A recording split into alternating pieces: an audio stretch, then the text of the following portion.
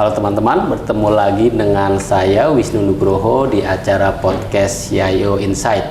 CIO Insight sendiri adalah media yang mengangkat pengalaman dan juga pandangan IT leaders perusahaan Indonesia dalam melakukan transformasi digital di organisasinya masing-masing.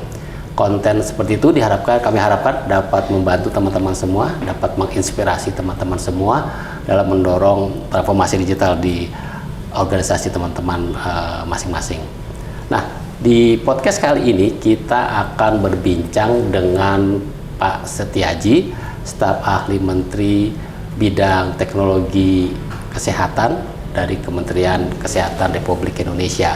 Mungkin Anda pernah atau sering mendengar nama Pak Setiaji karena beliau adalah tokoh sentral di balik pengembangan aplikasi Peduli Lindungi yang kita gunakan pandemi beberapa tahun yang lalu gitu ya. Nah, sejak tahun 2023 Peduli Lindungi telah bertransformasi menjadi Satu Sehat. Jadi secara prinsip Satu Sehat adalah platform yang mengintegrasikan rekam medis pasien gitu ya, sehingga pasien maupun fasilitas kesehatan dapat mengakses rekam medis tersebut dengan lebih mudah. Harapannya tentu saja kemudahan ini dapat mendorong peningkatan kualitas layanan maupun kualitas kesehatan masyarakat Indonesia pada umumnya. Nah, jadi di sesi kali ini kita akan berbincang tentang aplikasi Satu Sehat tersebut.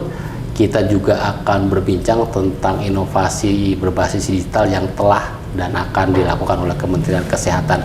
Semoga dari diskusi ini kita bisa tahu apa arah industri kesehatan Indonesia dan juga kita bisa tahu bagaimana peran teknologi digital dalam membantu mimpi tersebut. Langsung saya sapa aja Pak Setiaji. Terima kasih telah menerima CIO Insight di kantor Kemenkes yang keren banget ini. Ya, terima kasih Mas Wisnu, ini mirip udah kayak dokter. Bajunya putih gitu ya. Aku panggil Kang aja ya, karena kan seumuran lah ya, 20 menuju 50 gitu ya. Saya telah kenal Kang Setiaji udah lama, jadi mungkin saya manggilnya Kang aja. Iya, Kang, mangga. Jadi tadi aku sudah ngebahas tentang Satu Sehat, mungkin dari itu sepemahaman aku aja gitu. Mungkin sekarang Kang Setiaji bisa lebih menjelaskan gitu apa sih tujuan dari Satu Sehat tersebut dan apa masalah besar yang ingin diselesaikan. Iya. Oke, selamat pagi sobat CIO ya, teman-teman sekalian. Jadi tadi seperti disampaikan, kita kan di waktu pandemi itu benar-benar belajar dan kemudian banyak hikmah dari sisi bukan hanya ketahanan kesehatan, tapi juga bagaimana ternyata peran digital itu penting ya untuk mengatasi pada waktu itu pandemi COVID. Nah, berangkat dari sana kita melihat bahwa COVID saja satu penyakit gitu ya, bisa kita lakukan digitalisasi. Kenapa dengan penyakit-penyakit yang lain tidak kita bisa digitalisasikan gitu ya. Artinya karena kan di Indonesia ini masih banyak sekali penyakit-penyakit yang ada dan jadi PR kita ya, seperti TB, penyakit yang non menular seperti cancer dan lain sebagainya. Nah, oleh karena itu makanya kita ingin agar data digital, khususnya rekam medis yang ada di masing-masing layanan kesehatan, termasuk yang ada di individu kita ya, seperti wearable device, terus kemudian yang melakukan layanan secara online, itu bisa kita integrasikan dan kemudian kita punya riwayat kesehatan sejak dari kandungan. Sehingga tidak terputus gitu ya. Sehingga begitu kita mau konsultasi ke dokter, dokter nggak nanya pertanyaan yang berulang, misalnya alergi obat nggak, terus lagi ada riwayat jantung nggak, kemarin lagi minum obat apa, itu kan pertanyaan-pertanyaan selalu berulang. Nah, coba kalau dokternya bisa lihat riwayat rekam medis, jadi beliau bisa langsung mendiagnosis dan melakukan pengobatan dengan lebih tepat.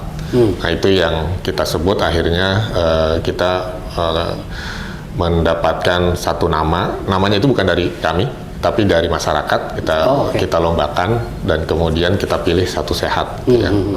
Jadi Satu Sehat ini bukan hanya ada aplikasinya, tapi juga platform yang mengintegrasikan data layanan kesehatan yang sudah kita standarisasikan gitu ya. Sehingga tadi masyarakat bisa akses rekam medisnya, terus kemudian dokter juga bisa akses riwayat rekam medis, termasuk untuk kepentingan kebijakan.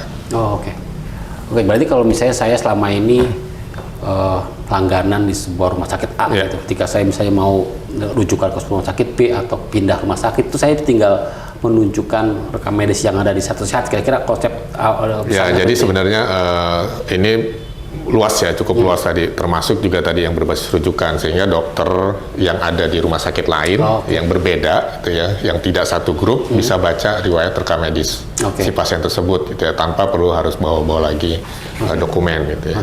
Nah, saya kan kebayang setiap rumah sakit memiliki SIM RS atau sistem rumah sakit yang berbeda-beda gitu. Betul. Kalau membuat mereka ngomong satu sama lain itu apa yang dilakukan tim? Jadi waktu itu kita pilihannya ada dua. Satu, Kemkes gitu ya, mengembangkan sistem umum, kan ada ya aplikasi umum yang digunakan secara massal oleh seluruh vaskes gitu ya. Atau yang kedua strateginya adalah kita bikin platform dengan sistem yang existing kemudian diintegrasikan.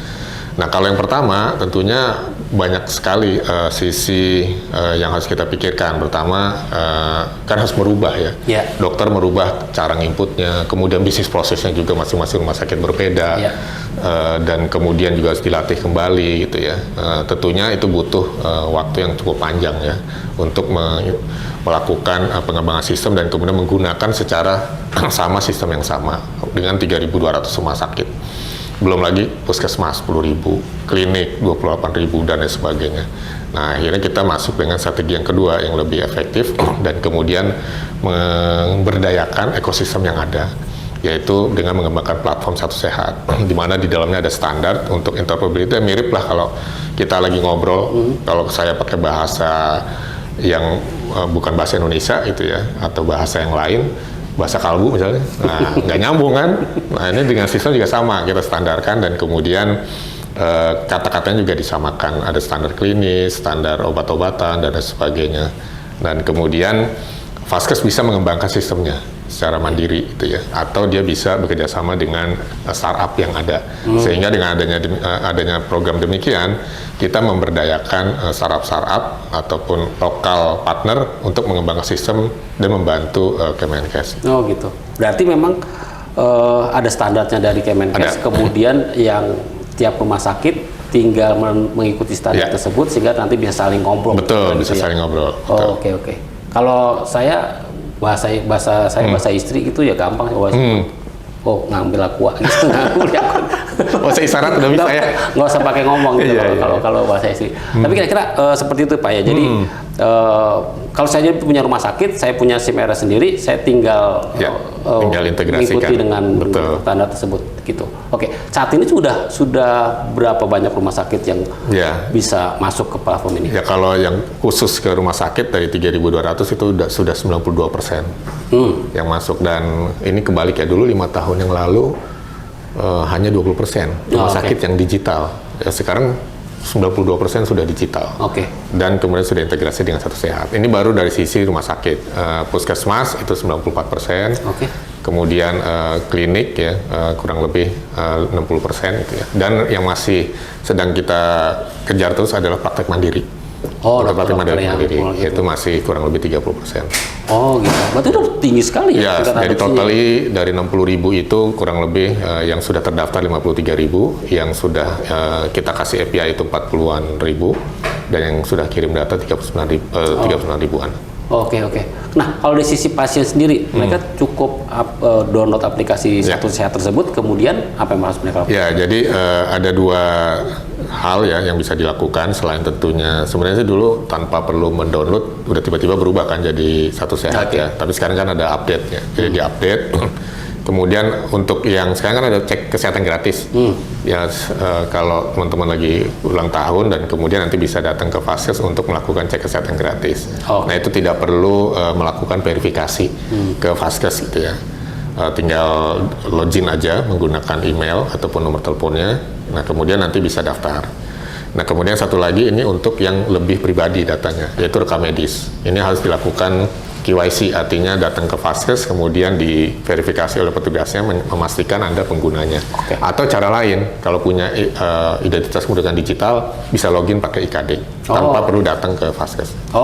Menarik. Berarti aku udah nyoba sih beberapa itunya, tapi belum KYC berarti. Tapi udah daftar buat ulang tahun tuh. Bentar lagi ulang tahun saya harus daftar. Buat hasilnya doang saya. Kolesterol tinggi gitu kan. Tapi lebih baik tahu sekarang. Betul, nanti ketika udah ada gejala.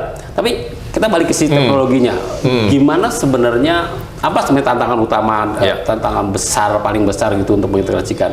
Kalau ngelihat tadi udah banyak yang udah adopsi, berarti memang mungkin sebagian besar masalah udah selesai. Tapi kalau flashback ke kemarin-kemarin, apa sih tantangan terbesarnya? Ya, pertama tentunya dari sisi mengumumkan, kemudian mengadaptasi ya, menggunakan standar yang ada ya.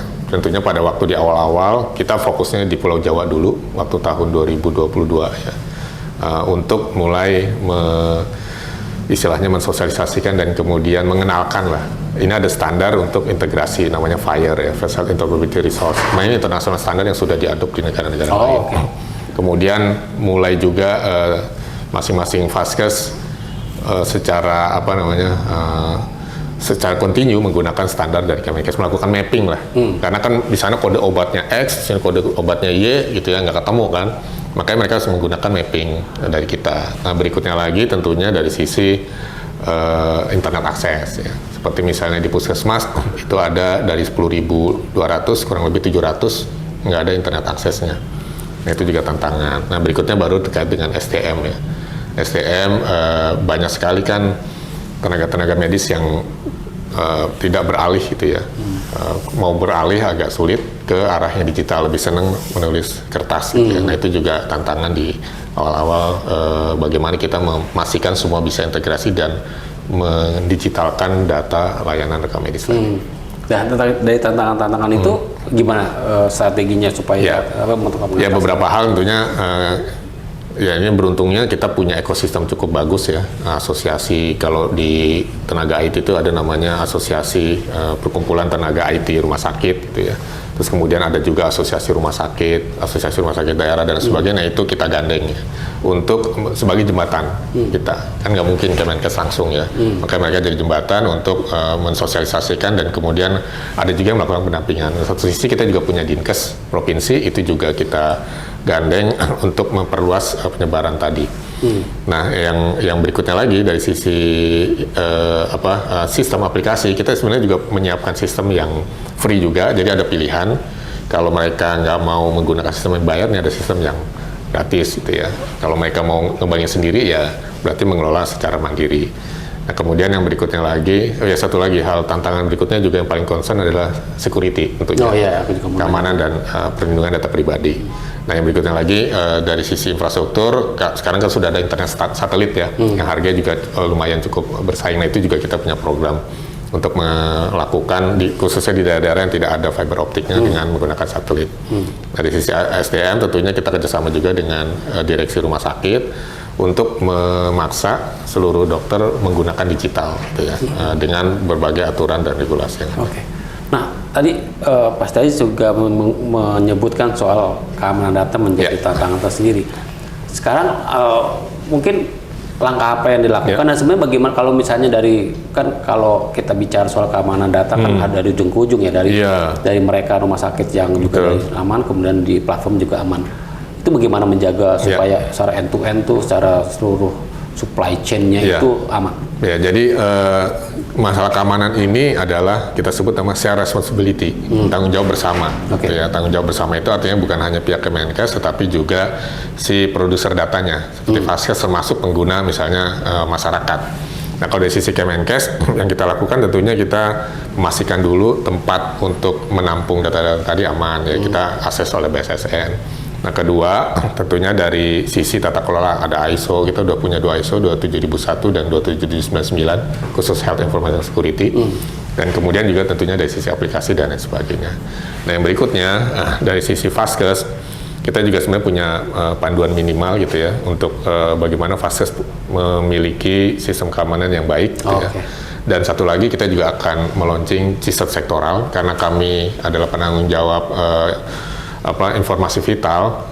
Jadi kita akan membina seluruh Vaskes. Pertama tentunya harus punya CISET, dan kemudian punya SOC dan lain sebagainya ya. Nah, kita akan mulai lebih concern lagi lah ke arah situ karena sudah ada CISET sektoralnya.